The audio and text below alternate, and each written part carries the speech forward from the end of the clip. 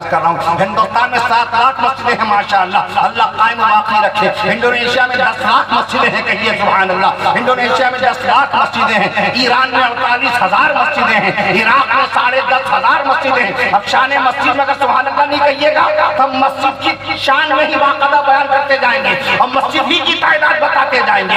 عراق میں 10,500 مسجدیں ہیں، ملیشیا کے اندر باقاعدہ 7,000 مسجدیں ہیں، ملیشیا میں 7,000 مسجدیں ہیں۔ نہیں ہاتھ سے نہ روکیے، سبحان اللہ کہیے گا سب رکیں گے۔ سعودی عرب میں 1,10,000 مسجدیں ہیں، سعودی عرب میں 1,10,000 مسجدیں ہیں، مصر میں 1,20,000 مسجدیں ہیں، امریکہ میں 2,700 مسجدیں ہیں، امریکہ میں 2,700 مسجدیں ہیں، فرانس میں 2,000 باقاعدہ 2,300 مسجدیں ہیں، جرمنی میں 2,800 مسجدیں ہیں، ترکش میں ترک میں 83,000 مسجدیں ہیں، چین میں ملک چین میں 36,000 مسجدیں ہیں، ملک چین میں 36,000 مسجدیں ہیں، کینیڈا میں 750 مسجدیں ہیں، اور روس رشیا میں 8,000 مسجدیں ہیں، جنوبی کوریا ساؤتھ کوریا میں 110 مسجدیں ہیں۔ اللہ قیامت تک کے قرآن پڑھاتا جائے گا۔ سبحان اللہ سبحان اللہ۔ ورفعنا لك ذکرک،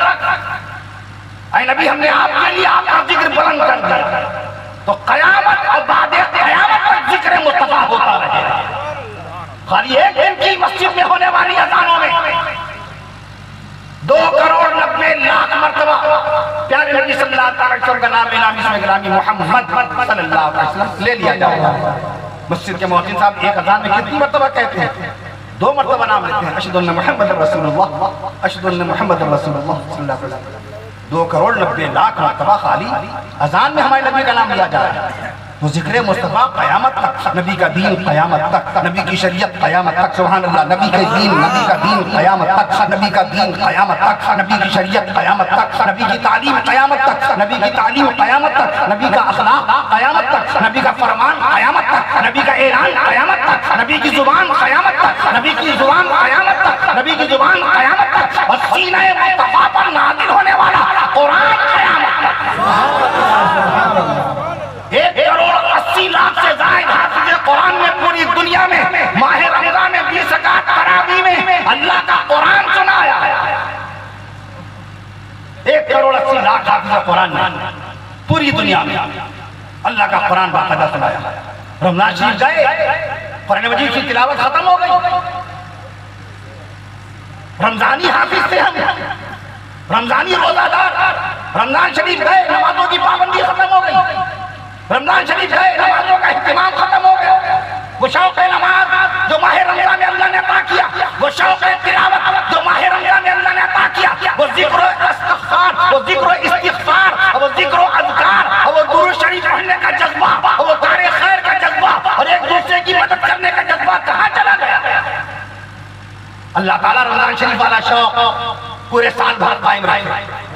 324 دن تک ہم اور آپ کھاتے پیتے ہیں، 29 کے حساب سے اور 30 کے حساب سے چاند ہوتا ہے، 324 دن یا 325 دن، 324 دن 325 دن۔ اس کے باوجود میں دیکھتا تھا نوجوانوں کو لکھنؤ میں، دوسرے شہروں میں تراویح کے بعد موبائل لی، کار لی، دوست احباب کے ساتھ ہوٹل بازی کر رہے ہیں، وہ ہوٹلوں میں وقت گزار رہے ہیں، شہری ہوٹلوں میں کھا رہے ہیں۔ رمضان مبارک سیر و تفریح کا مہینہ نہیں ہوتا، چٹخارے اور لذتیں لینے کا مہینہ نہیں، ارے لذتیں لینے کے لیے اور ایک سے ایک مرغن غذائیں لذیذ کھانے کے لیے اللہ تعالیٰ نے 325 دن دیے ہیں۔ رمضان شریف تو عبادت کا مہینہ ہے، رمضان تو تلاوت کا مہینہ، ماہ رمضان کی شان میں سبحان اللہ کہیے، رحمت کا مہینہ، رمضان کا مہینہ، رحمت کا مہینہ، رمضان کا مہینہ، برکت کا مہینہ، رمضان کا مہینہ، جو کہ رمضان شریف میں بھی 6 دن پہلے باقاعدہ مکمل ہوئے ہیں ماشاءاللہ۔ اللہ تعالیٰ بار بار ہمیں آپ کو اپنے فضل و کرم سے اپنے حبیب صلی اللہ علیہ وسلم کے صدقہ دوپہر میں ماہ رمضان کی پھر سے رحمتیں برکتیں نصیب فرمائے۔ اللہ تعالیٰ پھر سے ہمیں اور آپ کو اپنی رحمتوں برکتوں نعمتوں سے بھری عید الفطر نصیب فرمائے اور بار بار نصیب فرمائے۔ رحمت کا مہینہ، رمضان کا مہینہ، برکت کا مہینہ، رمضان کا مہینہ، تلاوت کا مہینہ، رمضان کا مہینہ، تلاوت کا مہینہ، رمضان کا مہینہ، سخاوت کا مہینہ، رمضان کا مہینہ، سخاوت کا مہینہ، رمضان کا مہینہ، خدمت کا مہینہ، رمضان کا مہینہ، خدمت کا مہینہ، رمضان کا مہینہ، تراویح کا مہینہ، رمضان کا مہینہ، اعتکاف کا مہینہ، رمضان کا مہینہ، عشرہ رحمت کا مہینہ، رمضان کا مہینہ، عشرہ مغفرت کا مہینہ، رمضان کا مہینہ، اور جہنم کی آگ سے آزادی و خلاص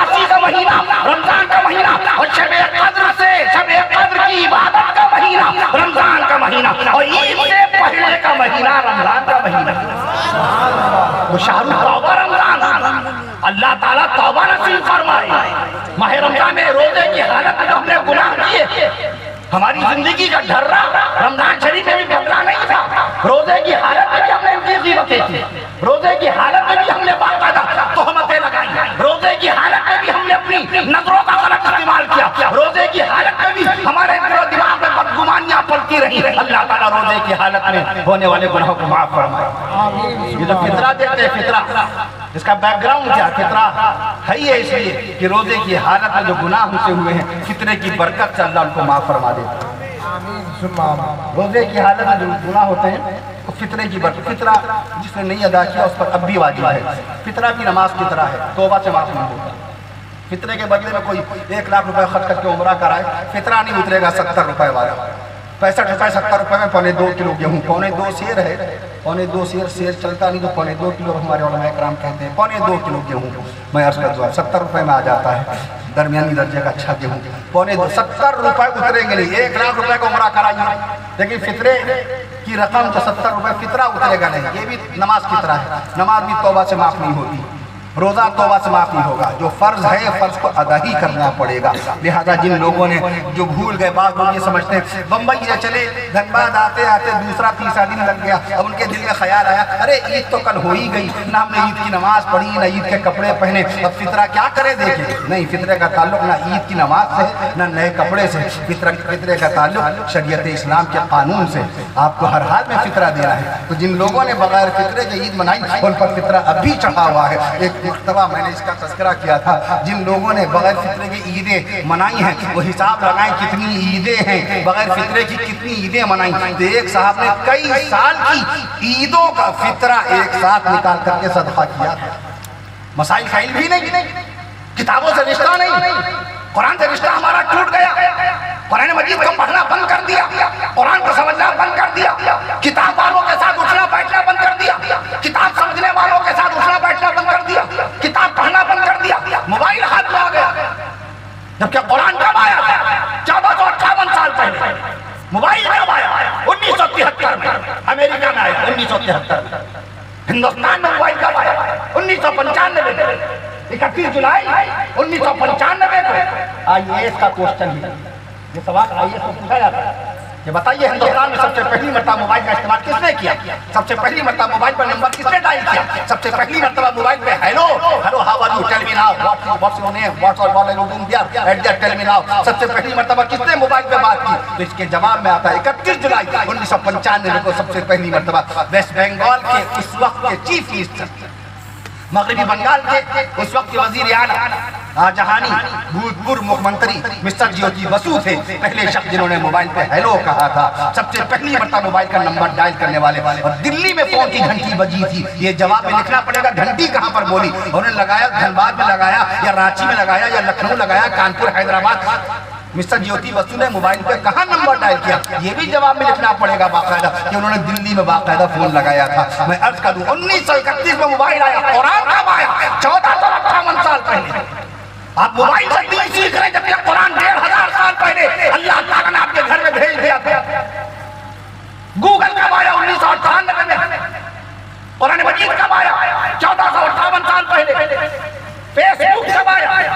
2004 میں۔ فیس بک کب آیا؟ 2004 میں۔ قرآن مجید کب آیا؟ 1458 سال پہلے۔ یوٹیوب کب آیا؟ یوٹیوب کب آیا؟ 2005 میں۔ قرآن مجید کب آیا؟ 1458 سال پہلے۔ واٹس اپ بچہ واٹس اپ جانتا ہے، اس کی چیٹنگ جانتا ہے، واٹس اپ پہ بات کرنا جانتا ہے، بچی واٹس اپ کا استعمال کرتی۔ واٹس اپ کب آیا؟ 2009 میں۔ قرآن مجید کب آیا؟ 1458 سال پہلے۔ وائی فائی کا کنیکشن، اس کا استعمال بچی جانتی ہے، کب آیا؟ 2012 میں کلکتہ میں پہلی مرتبہ۔ قرآن مجید کب آیا؟ 1458 سال پہلے۔ جو مشینیں ابھی کل بنی ہیں اس سے دین سیکھ رہے ہیں، موبائل کے اوپر باقاعدہ پڑھ کے مولوی بنے جائیں، موبائل کے ذریعے سے عالم بنے جائیں۔ وہ مولانا غلام مصطفیٰ قاسمی اپنے اما ابا کو چھوڑ کر باقاعدہ اپنے گاؤں اپنے وطن کی جدائی برداشت کر کے دارالعلوم دیوبند میں پڑھے، سالہ سال وہیں پر پڑھے۔ ہمارے علماء کرام اپنے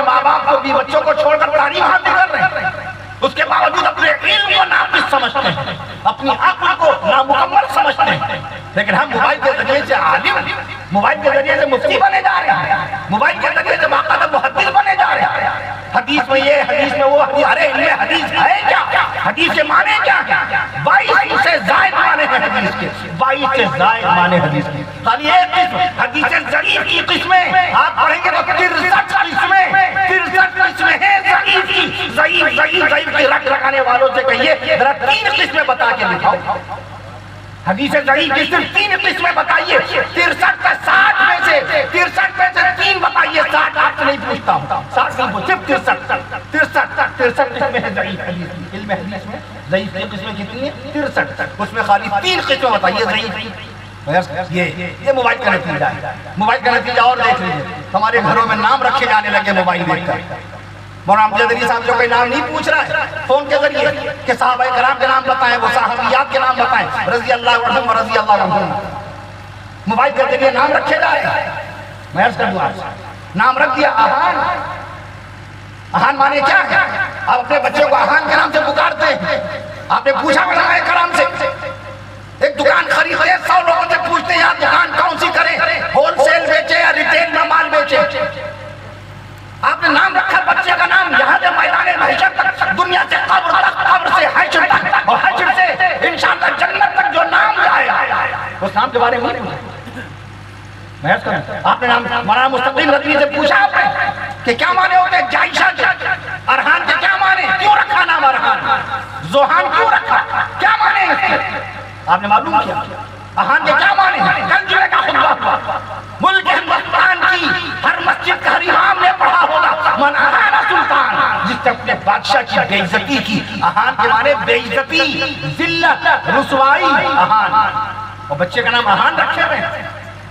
لکھنؤ میں ایک صاحب نے اہان نام رکھا، پھر ہمارا بیان سنا، فوراً جا کے پوتے تھے ان کے، فوراً پوتے کا نام بدلا، مجھ سے پوچھا نون کے اوپر کوئی نام بتائیے، میں نے ابان نام بتایا۔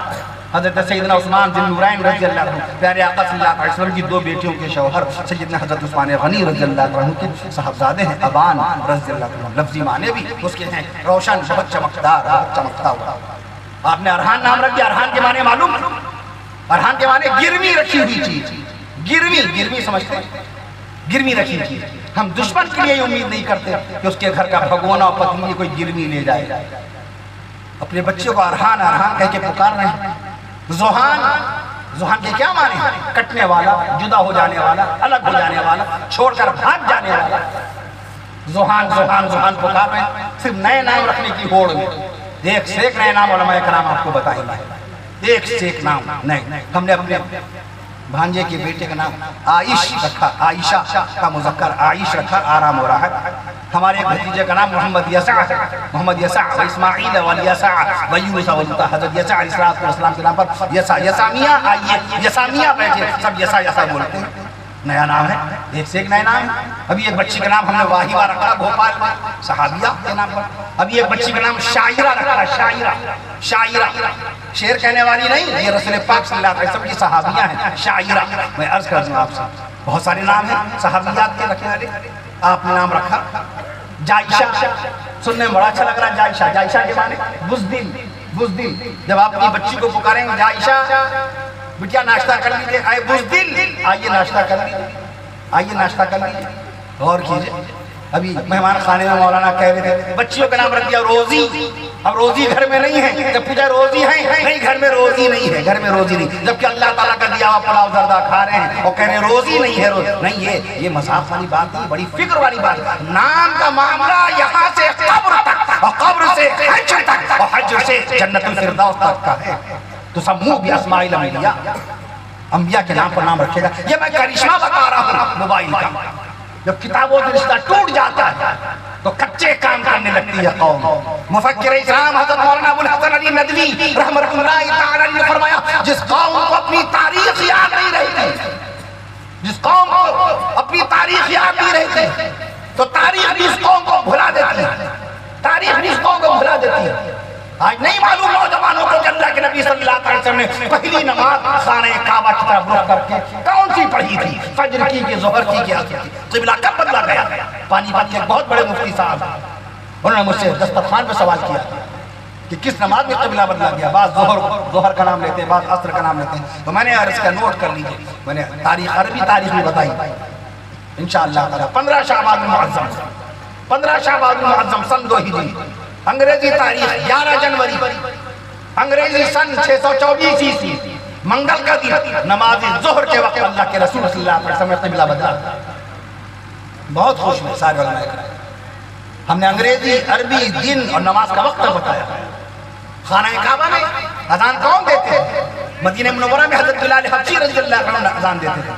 مؤذن رسول حضرت بلال حبشی, یہ مشہور ہے, آپ جانتے ہیں بھی حضرت بلال رضی اللہ عنہ اذان دیتے تھے مدینہ منورہ میں. مکہ معظمہ میں 1 لاکھ نمازوں کا ثواب ہے.